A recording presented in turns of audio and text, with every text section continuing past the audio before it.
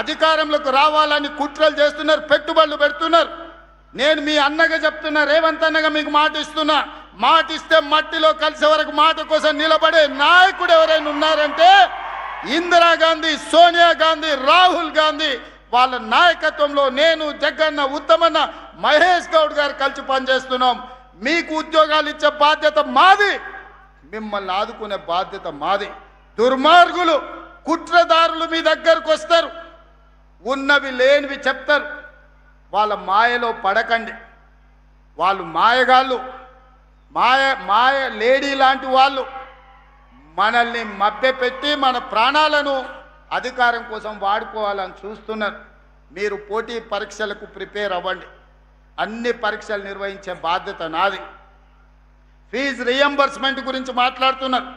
8,000 కోట్ల రూపాయలు అప్పులు పెట్టి ఫీజు రియంబర్స్మెంటు, ప్రభుత్వ ఖజానా మీద 8,11,000 కోట్ల రూపాయల అప్పులను మోపి తెలంగాణ రాష్ట్రాన్ని దివాలా తీపిచ్చి, దివాలా తీసిన ప్రభుత్వాన్ని విధ్వంసమైన తెలంగాణను మాకు అప్పచెప్తే, విధ్వంసం నుంచి వికాసం వైపు నడిపించడానికి 8,11,000 కోట్ల రూపాయలు మీరు చేసిన అప్పులకు తప్పులకు మిద్దీలు ప్రతి సంవత్సరం 75,000 కోట్ల రూపాయలు ఇవాళ నేను కడుతున్నా. ఈ లెక్క నేను చెప్పింది కాదు, క్యాగ్ నివేదికలు చెప్తున్నాయి. పాత్రికేయ మిత్రులారా, 3 లక్షల కోట్ల రూపాయలు 32 నెలల్లో వాళ్ళు చేసిన అప్పులకు కట్టాల్సిన పరిస్థితి వచ్చింది.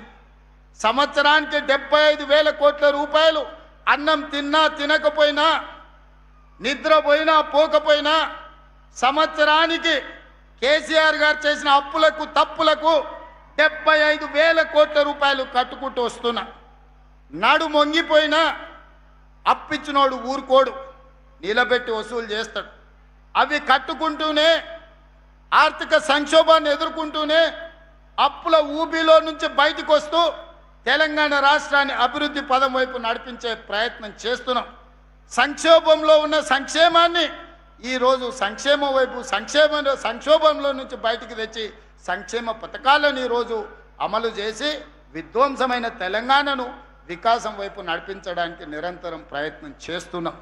ఓ పూట ఆలస్యం కావచ్చు కానీ మీ హక్కును ఏది కాదనం, మీ అవకాశాలను ఏది తొలగించం. మీకు కావలసిన మంచి పరిపాలన అందించే బాధ్యత ఈరోజు తెలంగాణ రాష్ట్ర ప్రభుత్వం తీసుకుంటుంది. అందుకే మిత్రులారా, ఈనాడు ఆలోచన చేయండి. 10 సంవత్సరాల బీఆర్ఎస్ పాలన, 12 సంవత్సరాల బీజేపీ పాలన, 2 సంవత్సరాల మా పరిపాలనను అంచనా వేయండి. మేమిచ్చిన ఉద్యోగాలు చూడండి, మేము అమలు చేసిన రైతు సంక్షేమాన్ని చూడండి, మేము అమలు చేస్తున్న ఆడబిడ్డల సంక్షేమాన్ని మీరు ఆలోచన చెయ్యండి. ఈరోజు 30 సంవత్సరాలు అపరిష్కృతంగా ఉన్న ఎస్సీ కేటగరైజేషన్ సాధించింది మొత్తం దేశంలోనే తెలంగాణ మొదటి రాష్ట్రం. 100 సంవత్సరాల క్రితం నుంచి బలహీన వర్గాల లెక్కలు లేవు. దేశంలో కోళ్లకు, కుక్కలకు, పందులకు, మేకలకు కనిపించిన దానికల్లా లెక్క ఉంది. మా బలహీన వర్గాల సోదరులను లెక్క కట్టాలని ఎవ్వరికి కనికరం రాలే. కానీ మా మహేష్ గౌడ్ గారు అధ్యక్షుడైనాక పొన్నం ప్రభాకర్ గారిని పెట్టి తెలంగాణ రాష్ట్రంలో బీసీ కులగణన చేసి లెక్క కట్టి లెక్క తేల్చి దేశం ప్రధానమంత్రి మీద ఒత్తిడి తీసుకొస్తే ఈరోజు జనగణనలో కులగణన చేయాల్సిన పరిస్థితి మోడీ గారికి కల్పించి దేశంలో మొదటిసారి కులగణన చేయడానికి పునాదులు వేసింది తెలంగాణ రాష్ట్రం. అందుకే రైతుల సంక్షేమమైన, ఆడబిడ్డల అభివృద్ధి అయినా, నిరుద్యోగ విద్యార్థుల ఉద్యోగ ఉపాధి అవకాశాలైనా, సామాజిక సమస్యలకు పరిష్కారమైన ఈనాడు మన ప్రభుత్వంలోనే మనమే సాధించుకున్నాం. ఈరోజు విధ్వంసం నుంచి వికాసం వైపు నడిపిస్తున్నాం. 2034 వరకు మీ ఆశీర్వాదం నిండుగా ఉండాలి. మనసు నిండా, గుండెల నిండా ఇందిరమ్మ రాజ్యం రావాలనే ఆకాంక్ష ఉండాలి. మీ ఆశీర్వాదం ఉంటే సాధించలేనిది ఏది లేదు. మీకు ఇచ్చిన ప్రతి మాట నిలబెట్టుకుంటామని చెప్పి నేను ఈ వేదిక మీద నుంచి విజ్ఞప్తి చేస్తున్నా. అన్ని కుట్రలు చేసిరు, కుతంత్రాలు చేసిరు, పన్నాగాలు వండిరు, టీవీలలో చూపించారు, సోషల్ మీడియాలో పెట్టారు. ఇక శాతం అయితలేదని నిన్నమన్న ఒక ఆయన పోయిండాయా, తమిళనాడు రాష్ట్రం పోయిండు, కర్ణాటక రాష్ట్రం పోయిండు. ఏమైనా మంచి కోరుతాడు అనుకున్నా, మంచి కోరలే, అఘోర పూజలు చేస్తున్నాడా. ఇంత ఘోరం ఎక్కడ నన్ను ఉంటుందా?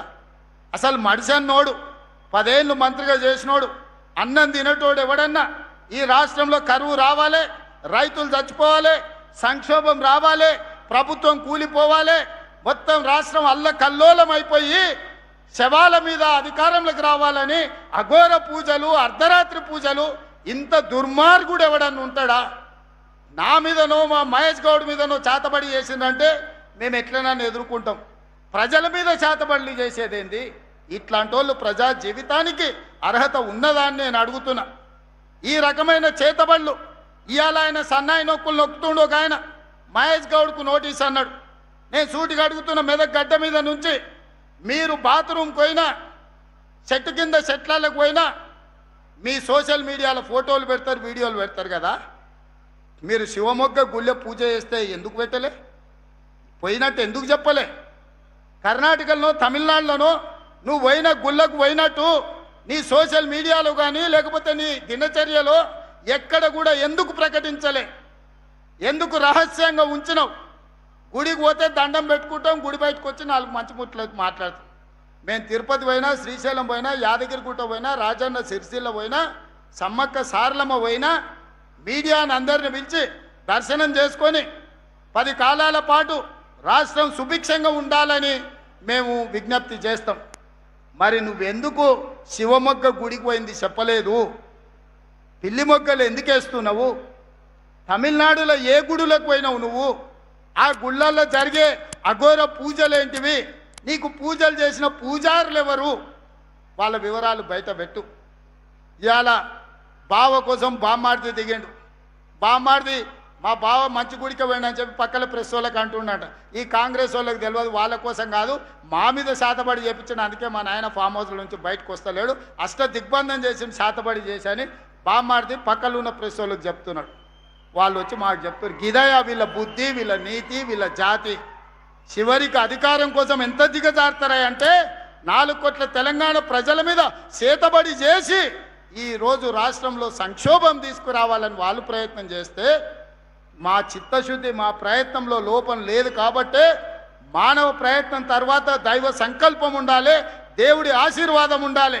ఎలినినో వచ్చిన సందర్భంలో ఎల్లంపల్లి నిండి ఈరోజు గోదావరి నీళ్లు వరదలై పారుతున్నాయి, కృష్ణా నదిలో నీళ్లు వచ్చినాయంటే మా సంకల్పం గొప్పది, మాకు దేవుడు ఆశీర్వాదం ఉన్నది, మా ఆలోచనలు మంచివి. కాబట్టే దైవ సంకల్పం మాకు తోడై తెలంగాణ రాష్ట్రాన్ని అభివృద్ధి పదం వైపు నడిపిస్తున్నాం. అందుకే మిత్రులారా, దేవుడి ఆశీర్వాదంతో పాటు మీరందరూ అండగా నిలబడాలి, మీ అందరి ఆశీర్వాదం ఉండాలి. మీ అభిమానంతో 2034 వరకు ఇందిరమ్మ రాజ్యం అధికారంలో ఉంటుంది. సంక్షేమ పథకాలను అమలు చేస్తాం, రాష్ట్రాన్ని అభివృద్ధి పదం వైపు నడిపిస్తాం, దేశంలోనే తెలంగాణని మొదటి రాష్ట్రంగా నిలబెడతాం. చివరగా ఒక్క మాట ముగించే ముందు ఆయన జగ్గన్న జర నిలబడా, జగ్గారెడ్డి గారు జర నిలబడమని జర గిట్ల ముందలుకురా. ఈయన మీ నాయకుడే కదా, నాకైతే ఫ్రెండు, నీకైతే నాయకుడైనా, నాకు 30 ఏళ్ళ నుంచి దోస్తీనా.